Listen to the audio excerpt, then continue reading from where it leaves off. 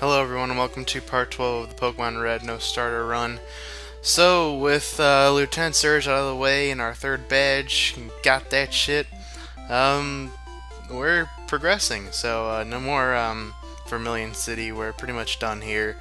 One last thing we need to do is Diglett's Cave right here. Um, Luckily, it's pretty small. Unfortunately, as you'll see like later, I run into a lot of encounters and it gets kind of annoying. The only Pokemon you can actually find here, well, there are two. Obviously Diglett and its evolution, Dugtrio. Although Dugtrio is, I think it's percent. Hold on, I looked it up beforehand. Its catch rate or rate of encounter is 5%. So 95% of the time, it's gonna be a Diglett, which it was here. So, if you're having trouble with Lieutenant Surge and you don't know what Pokemon to use, Digletts, you come right here and catch one.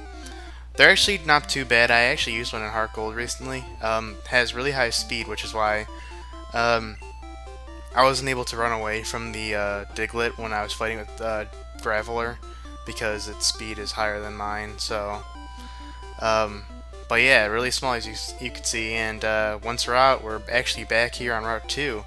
Right before, or right in between Pewter and Viridian City at the very beginning of the game. So, yeah, we're back here. If you come to this guy, he'll ask you for an Abra, and he'll give you his Mr. Mime.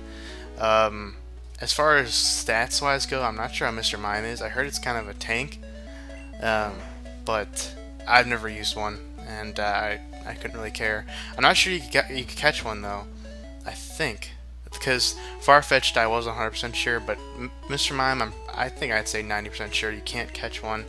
So that's the only place you can get one, is by trading with that guy. So yeah, the main reason why we want to come back here is to talk to this guy. If you caught at least 10 different kinds of Pokemon, he'll give you Flash, which is what we need to get through Rock Tunnel, the next cave that we need to go through in order to get to Lavender Town. Lavender Town isn't where our next badge is, but it's where we need to go to progress, because you know the Snorlaxes are blocking our ways and shit. But yeah, we could actually come back here, and as we got those items we couldn't get earlier. Now that we have cut, boom, we can actually go back. So if for some reason you want to come back here for shits and giggles, here we are back in Viridian. We still can't go to that gym yet, because like I said earlier, spoilers, that gym is the last gym. So, now that we have cut, we could come to this guy and talk to him. You could wait until you get surf as well. You don't get surf until about the 5th badge. So, you could just cut right here and he'll give you a TM. This TM is Dream Eater. Actually a really good move. The only downside to it is the Pokemon has to be asleep first.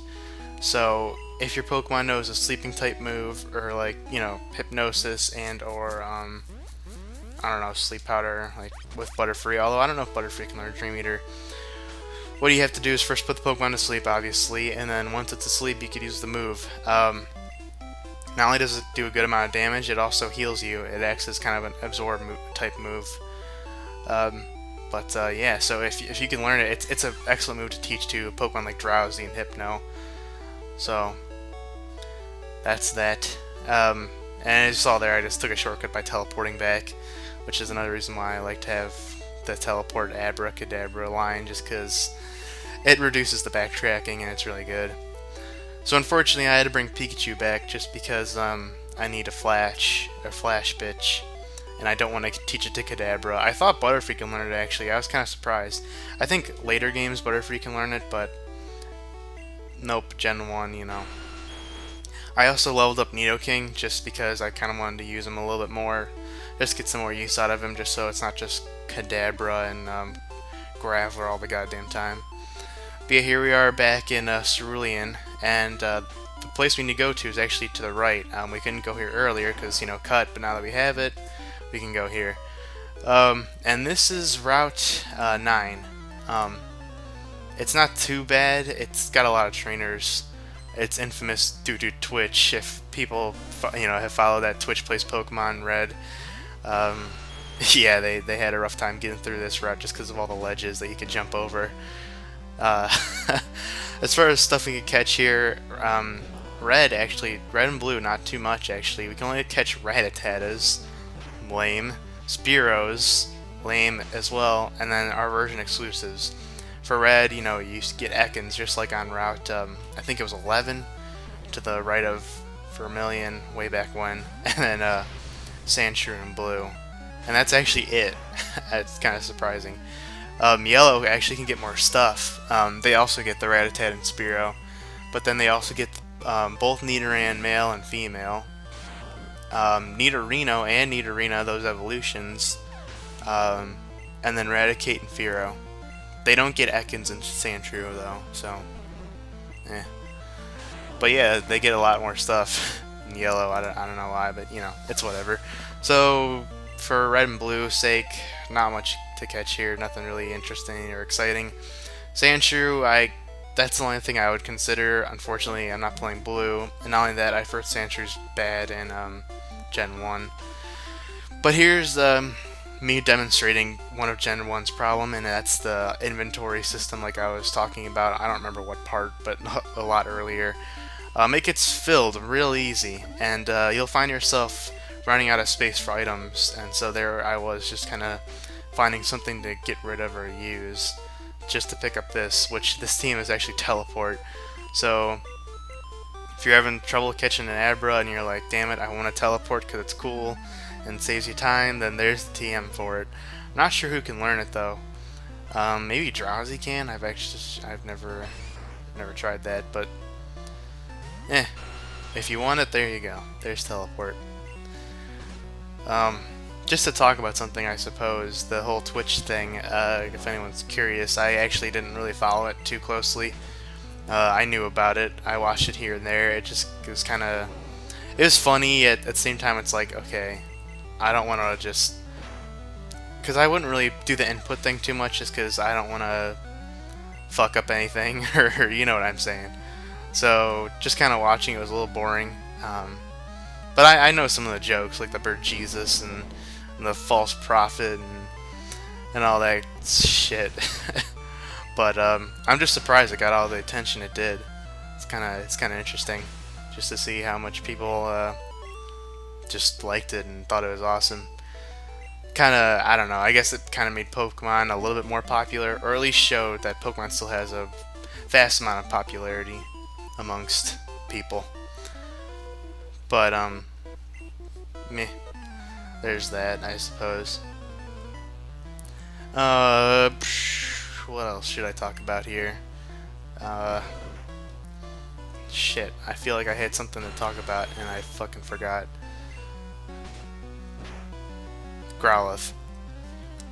I actually haven't decided on what fire Pokemon I want yet. I was gonna look into it later, cause as far as recording, I've just done one session.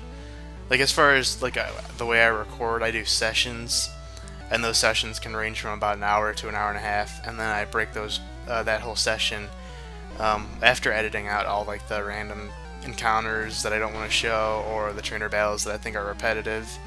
Then I split that, which usually takes about a good 10 or 20 minutes off the video. Then I usually split that into parts.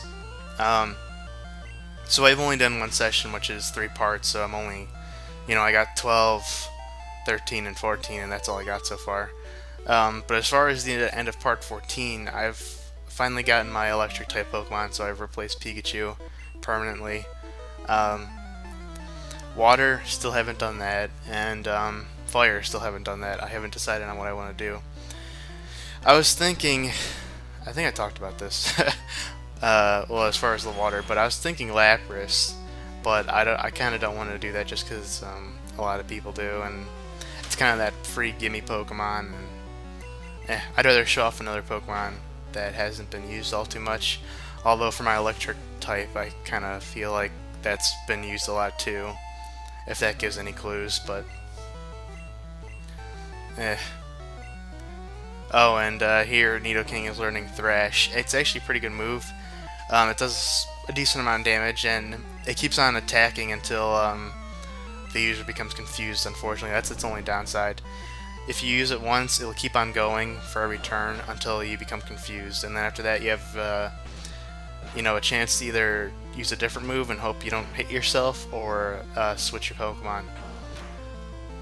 I'm not sure why it becomes confused though. If you think about it, it's just it says it's just thrashing around or about, and then you become confused. I don't know.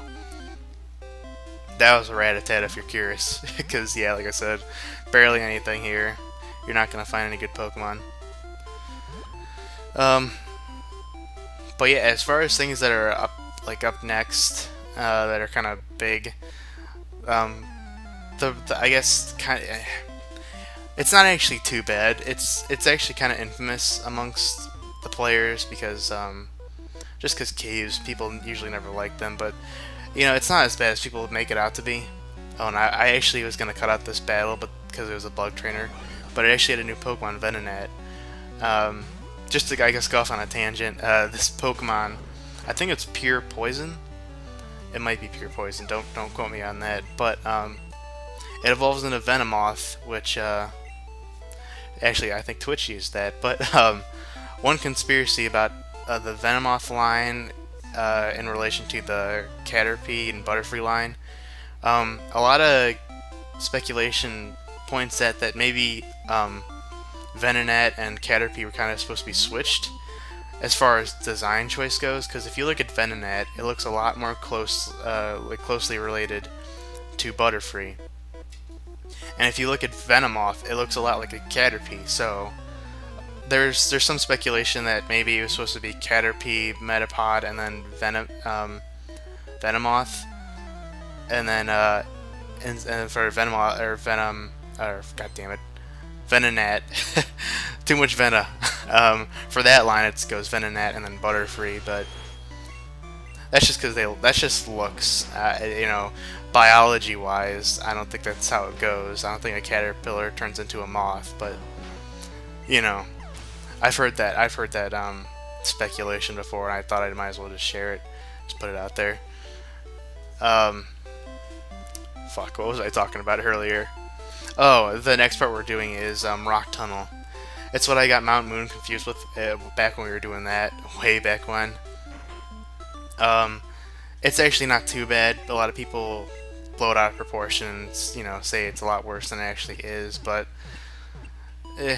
we're gonna start it in this part and I think finish it by the either end of or middle of part 13. So, it's not too bad. And then that guy hints at what you're supposed to do with a nugget. You're supposed to sell it. And that other dude over before, not this guy is just talking about types and shit, and we don't care. The other guy in the seat, or the couch, was talking about ghost Pokemon. A new type that will be introduced. Not next. We could be introduced to it next if I decided to, but I decided to hold it off for a while, but I'll talk about ghosts in due time. This route's actually kind of special later on. We're going to actually come back here when it comes to legendary Pokemon, and I guess legendary Pokemon is something I could at least talk about. Legendary Pokemon are special type of Pokemon that there are only one in the game, and their stats are a lot higher, or as far as base stats go, than normal Pokemon, which is why they're considered legendary. In Gen 1, there are only 5. There's the 3 legendary birds, which are Articuno, Zapdos, and Moltres. If you get the pun, it's uno, dos, tres, you know, Spanish. And then Mew and Mewtwo. We're going to have to come back here. If you saw that water earlier to the right, a little bit above, if we surf there, we actually are led to the power plant. And there are a lot of electric-type Pokemon you could catch, and also Zapdos. He's the electric-type bird. So we're going to be coming there later to catch him. I'm going to save that stuff all for the end, so I'm going to actually catch all the legendaries after I beat the Elite Four. I'm pretty sure you can do it whenever. You just have to have the requirements to get there. Like for Zapdos, you need Surf. For Articuno, you need Surf and Strength. I think you need Strength. Yeah, because you need to move those rocks. And then Moltres is in Victory Road, and for that you need to, well, 1, get there, which is after you get all 8 badges, and you also need Strength. So Mewtwo we can't get till we beat the Elite Four, And Mew is glitch exclusive. It actually wasn't supposed to be in the game. I think it was some kind of Nintendo event, and back in the day, I mean, who the fuck went to that, you know? You had to, like, go to, like, I don't know, fucking New York or something. Well, that was probably for Gen 3 for us. I mean, in America, we probably didn't get any Nintendo events till, yeah, probably Gen 2 or 3, so, I mean, back then we couldn't even get it. But there is a glitched way to get it, and I'll be showing that off. But yeah, here we are in Rock Tunnel, and this Slowbro is kicking my shit. This just goes to show that I need an electric type Pokemon really badly, because a water psychic combination like this will wreck my team. Luckily, the Slowpoke doesn't know any, or at least I think it doesn't know any water type moves, so Graveler was safe enough to switch to. But yeah, I can't damage it with Kadabra because I'll use Confusion, and that's not really very effective. It probably won't do much damage. But yeah, as you can see there, that Slowpoke just wrecked my shit. I was like, oh wow, this is embarrassing. So I'm actually gonna leave just to stock up on some items because I think I only had like 5 Super Potions, and I'm like, okay, that's not gonna cut it. First, I actually want to do some inventory cleanup, get rid of some stuff I don't need. I don't need escape ropes anymore because teleport and dig, I have both. So yeah, just cleaning up the inventory shit, and then I'm actually going to go buy stuff, and then we'll go back to Rock Tunnel. But as you saw earlier, that's how you use Flash. You just click on your Pokemon, use Flash, and then the cave looks like normal. With Gen 1 though, it's actually quite doable to actually navigate your way through the cave without using Flash. You're just not going to be able to see other trainers, so you're probably going to be running to like pretty much every trainer there. But if you're like me and fight every trainer regardless, it shouldn't really matter. And there I go, accidentally depositing my bike. But yeah, it's quite doable. I've done it before. It might take a little bit longer if you don't know the layout. I still don't know the layout by hand, but I know which ways to go. So it's like I don't ever get lost, but I don't ever really explore either.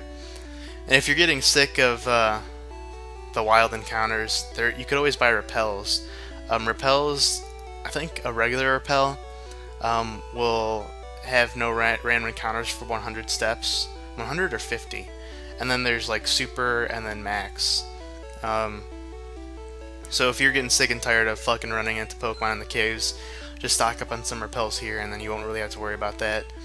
I was gonna do that, as you saw me contemplating earlier about doing it, but then again, I also want to show off any Pokemon that I can in the wild, as well as catch Pokemon, so I decided not to. I took the risk. It would be more editing on my part, but oh well. And what did I risk that for? Well, I'll tell you, it's not good stuff. As far as shit we could catch here, Zubat, 55% of encounter as well, so fuck. I swear to God, it was like fucking 80% Zubat, and I actually, as you saw right there, I kept in one just to show you, yep, the Zubats are here too, so not only Mount Moon, but here, Zubat Central. We can also catch Geodude, already have one. Machop, which is, you know, the fighting Pokemon that those sailors had, and Onix. The rates are actually different depending on the floor. There's a first floor and then there's a basement floor. Like I said, the only thing that changes are the rates, and well, yeah, just the rates.